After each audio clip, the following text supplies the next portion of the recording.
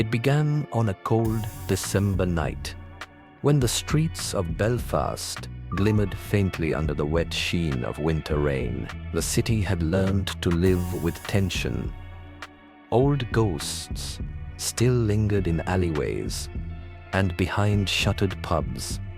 The faint hum of unease that never truly left Northern Ireland even after the peace agreements. But that night, something different was brewing. A crime so clean, so perfectly executed, that it would become one of the largest bank robberies in British history, and one of its greatest unsolved mysteries. I remember the images that came out later: grainy CCTV stills, blurred faces, the silent corridors of the Northern Bank headquarters on Donegal Square. But none of those images tell the real story. They don't show the quiet fear that must have crept through the homes of two bank employees that Sunday night, or the cold calculation behind every move that followed. To understand the Northern Bank robbery, you have to step inside that darkness to see how ordinary people were drawn into an extraordinary crime that seemed to have no moral center,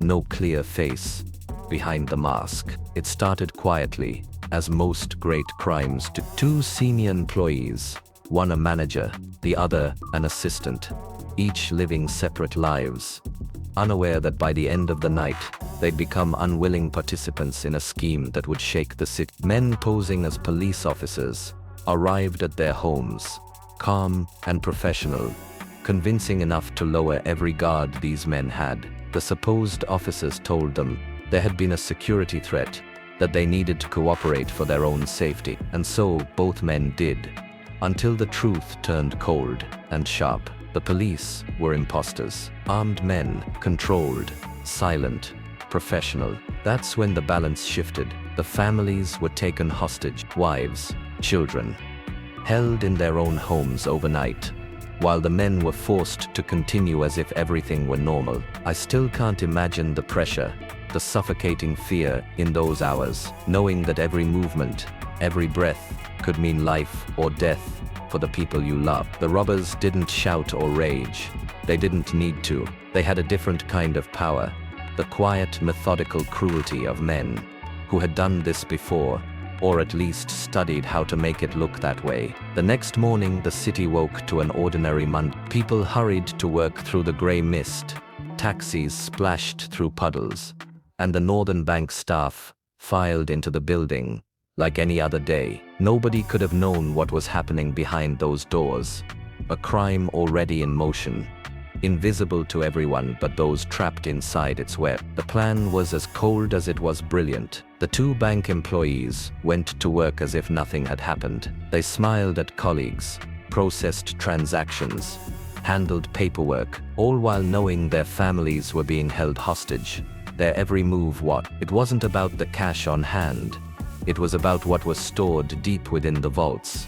Millions in newly printed banknotes waiting for distribution. By evening, when the bank's lights dimmed and the staff began to leave, the real operation began. Inside, the men followed the robbers' instructions precisely. They loaded crates of money, not stacks, but literal crates, into containers ready to be removed. Nearly 26 pounds, £5 million, packed and moved in silence. The robbers didn't need to storm the bank, didn't need guns blazing. They had already won before anyone outside even suspected a thing. When the employees returned home, their families were released unharmed. The robbers vanished into the night, taking with them more than money.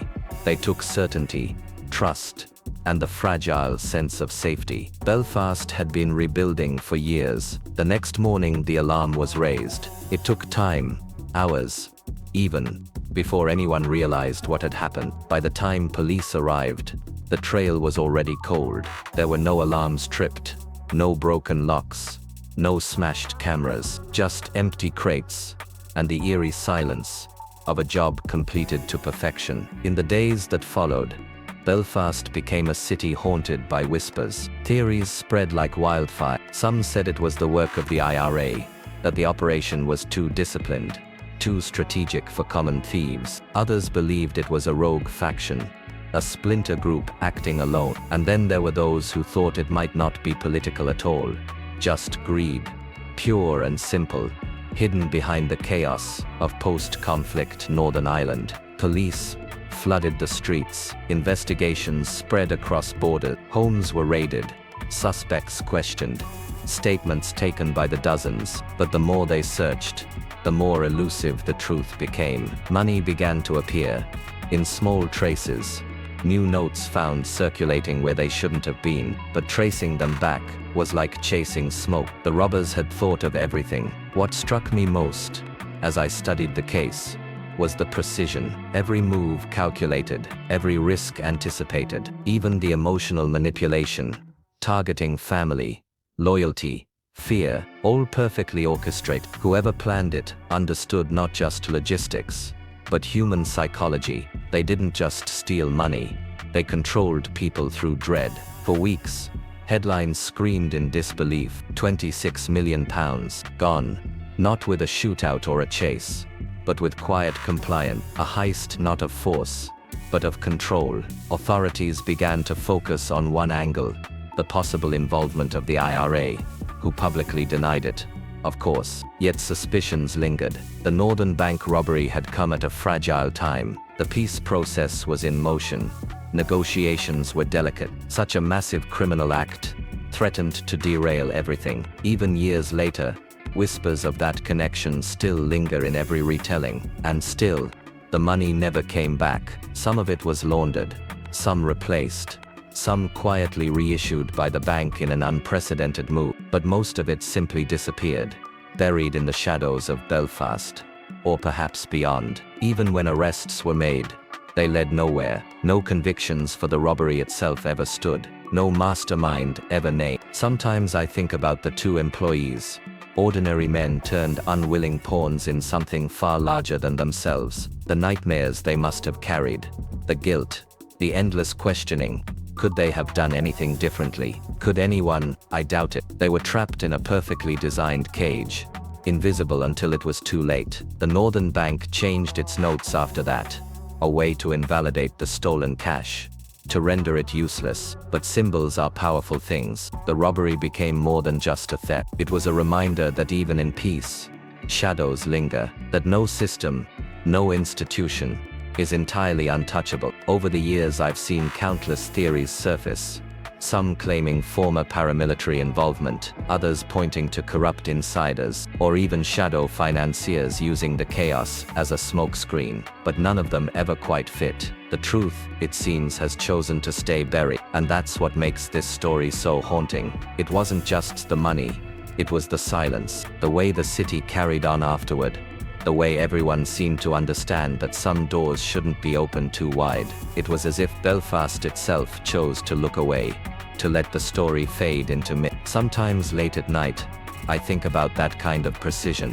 How many moving parts it takes to make something like that work. The discipline, the patience, the courage, or madness it requires to pull it off. And I wonder, where are they now? The men who stood behind those masks, do they still wake in the dark, hearing the sound of rain against a window, remembering the night they became ghosts? They say the perfect crime doesn't exist, but the Northern Bank robbery came close, too close. It wasn't just about stealing money, it was about outsmarting an entire system, walking away from the heart of a city with millions, leaving behind nothing but questions. Every time I pass the old building on Donegal Square, I can almost feel it, that invisible weight in the air, the memory of something that shouldn't have been possible, but was. I can see the glow of the streetlights reflecting off the wet pavement, the faint hum of late-night buses, the city breathing quietly, unaware that it had just been written into history. In the end, nobody was truly punished. The investigation dragged on for years,